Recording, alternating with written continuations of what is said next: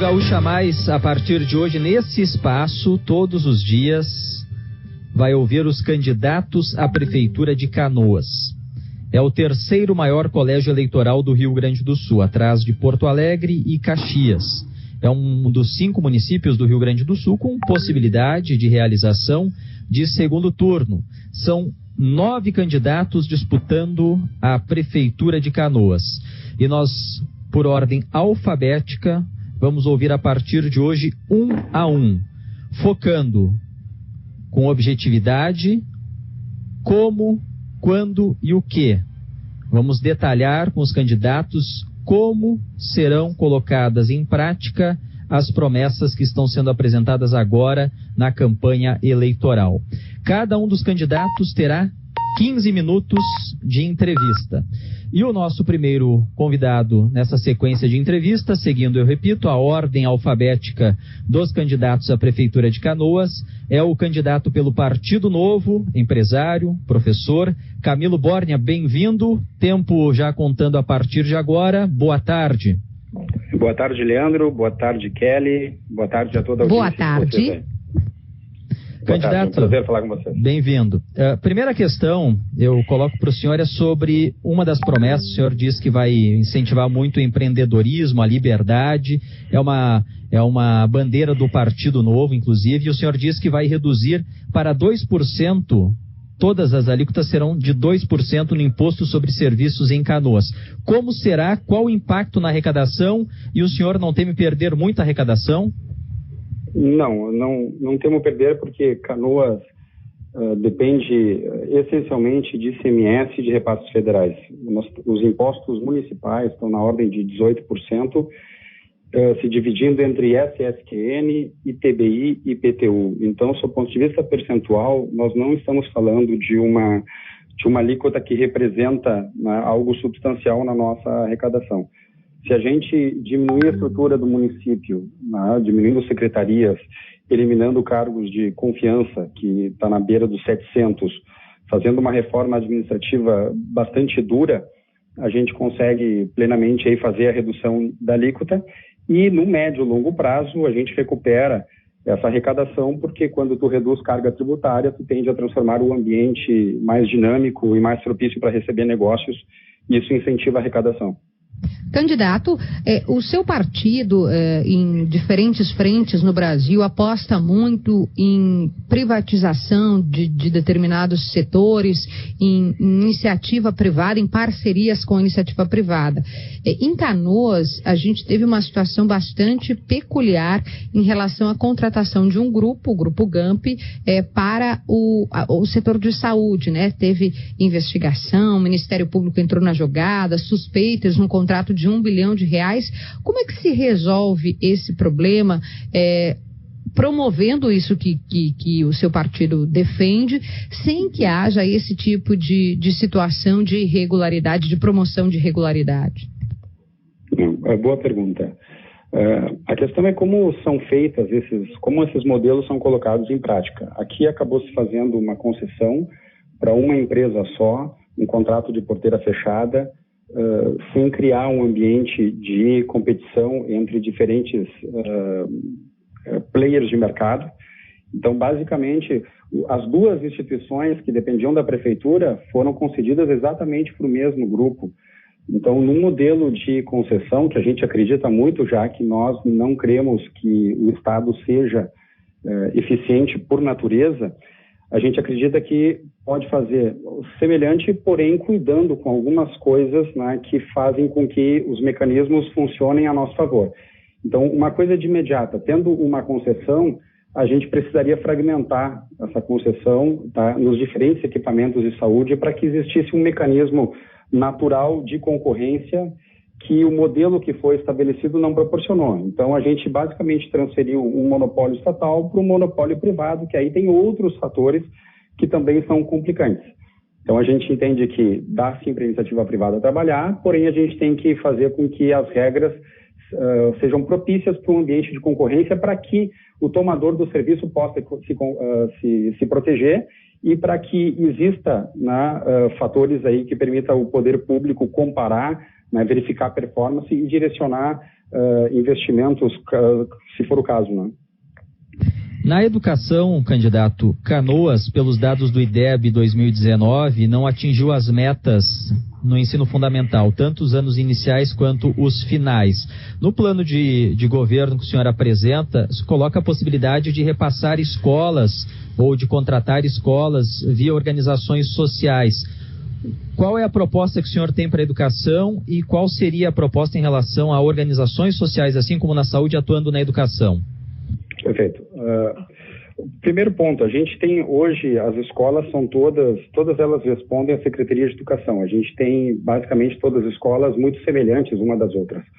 Ora, quando a gente tem um ecossistema de escolas onde não existe muita diferença entre elas, a gente não tem nem como fazer inferências e permitir com que as famílias acabem escolhendo entre elas. A grande diferença entre o mercado privado e o mercado que está, né, sob júdice aí do poder público é que o mercado privado tem concorrência. Então, o primeiro ponto da nossa proposta é aumentar a autonomia das escolas para que elas tenham um incentivo para que sejam diferentes entre si.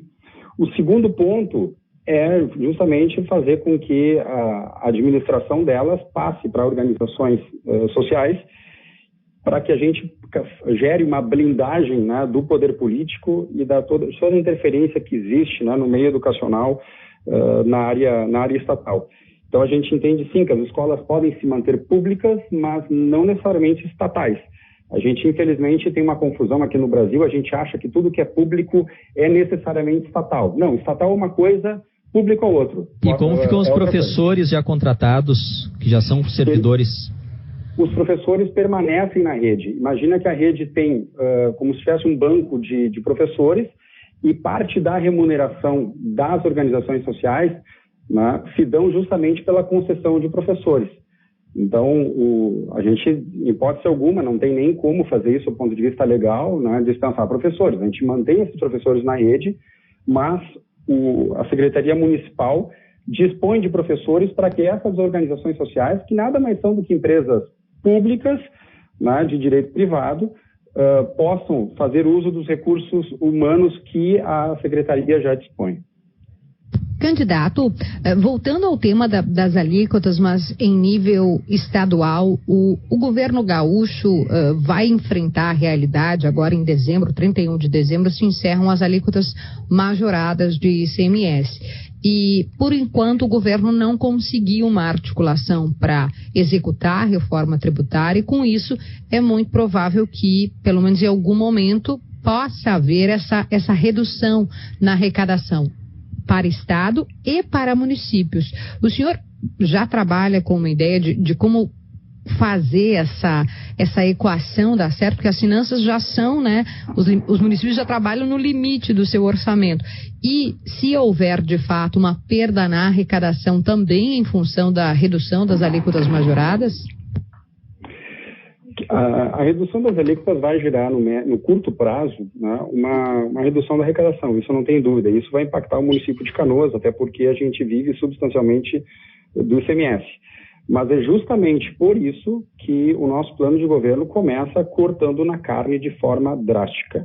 São 22 secretarias, a gente propõe reduzir para 11, a gente propõe diminuir gastos em determinadas áreas que a gente não considera como sendo prioritárias, a gente pretende diminuir, né, esse montante que nós temos hoje na ordem de 50 milhões de reais por ano, que são gastos, né, com cargos em comissão.